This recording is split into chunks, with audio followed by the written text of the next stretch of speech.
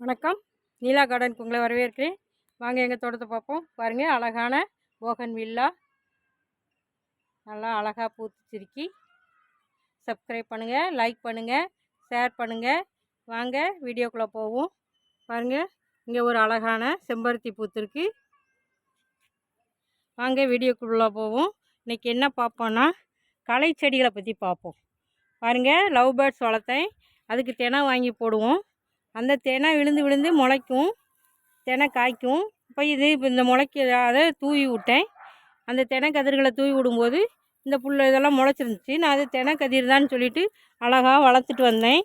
பாருங்கள், நல்லா கொத்து கொத்த நிறைய ஒவ்வொரு தொட்டிலையும் வளர்ந்து கிடக்கு.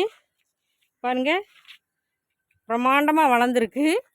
செடிகள் நம்ம உரம் போட்டு செடிகள் வளர்த்தா அதிகமாக வளராது. பாருங்கள், இது களை செடி. இந்த பாருங்கள், காய் வச்சப்புறம் தான் இது புல்லுன்னு தெரியுது. பாருங்கள், இது காய் வச்சப்புறம் தான் கண்டுபிடிச்சிருக்கேன். தினன்னு சொல்லி இவ்வளோ நாளாக வளர்த்துட்டு வந்தேன். இப்போ பாருங்கள், கொத்து கொத்தாக செடி தொட்டியே நிறைஞ்சு போய் இருக்குது. இதை இன்னும் என்ன செய்ய, பிடுங்கி தான் போடணும். பாருங்கள், நான் தினன்னு சொல்லி வளர்த்தது பூரா இப்படி ஆகிப்போச்சு. தினை செடிகளை காட்டுறேன். பாருங்கள், இது எல்லா செடியுமே அப்படி தான் இருக்குது.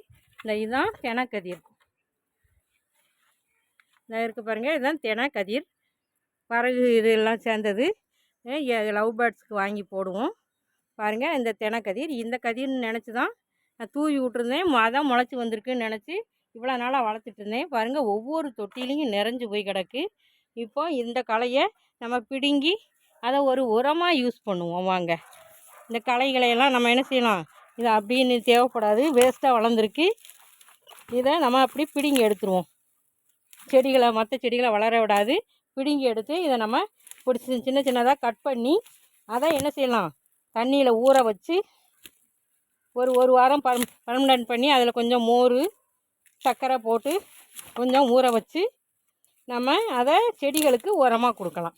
இந்த வீட்ஸுகளையும் புல்களையும் களை செடிகளையும் நம்ம என்ன செய்யலாம், உரமாக்கி செடிகளுக்கு கொடுக்கலாம். இப்படி அனைவரும் என்ன செய்யலாம், இப்படி களை செடிகளை வீணாக்காமல் அதையும் உரமாக்கி செடிகளுக்கு கொடுக்குமாறு அன்போடு கேட்டுக்கிறேன். இப்படி கொத்து கொத்தாக விதை வரவும் தான் இது புல் வகை செடின்னு தெரிஞ்சது, தேவையில்லாத புல். அதனால் இதை என்ன செய்யலான்னு யோசிக்கும்போது உரமாக பயன்படுத்துவோன்ட்டு ஒரு யோசனை வந்தது.